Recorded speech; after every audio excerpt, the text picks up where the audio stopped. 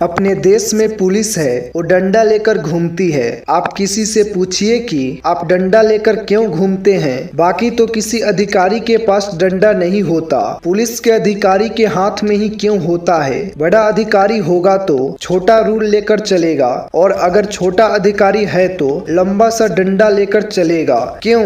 कोई भेड़ बकरियों को चराने जाना है क्या? जब कोई भेड़ बकरियों या जानवरों को लेकर चराने जाता है तो उनको हाँकने के लिए डंडा रखता है, वो तो समझ में आता है। लेकिन तुम पुलिस वाले होकर ये डंडा लेकर चले हो, ये समझ नहीं आता। एक बार यही प्रश्न राजीव दीक्षित जी ने अपने ही घर में उठाया। उनके ताऊ जी पुलिस में बड़े अधिकारी थे। उनको राजीव दीक्षित ने एक बार पूछा कि आप ये डंडा लेकर क्यों चलते हैं, तो उन्होंने कहा कि मुझे भी नहीं मालूम। तो राजीव भाई ने कहा कि पता लगाओ, इसका कुछ तो कारण होगा। फिर उन्होंने कुछ अभ्यास किया और बताया कि ये पुलिस मैनुअल में लिखा हुआ है कि हर पुलिस ऑफिसर को डंडा लेना ही पड़ेगा। तो राजीव दीक्षित ने कहा कि क्यों लिखा हुआ है? तो 1860 का ही एक कानून है जिसको कहते हैं इंडियन पुलिस एक्ट। उस कानून में यह लिखा हुआ है कि पुलिस जो है वो अंग्रेजों की है और डंडा जिस पर चलेगा वो भारतवासी है। तो अंग्रेजों की पुलिस के हाथ में डंडा होना चाहिए ताकि वो जब चाहे तब भारतवासियों को पीट सके। तो इंडियन पुलिस एक्ट के हिसाब से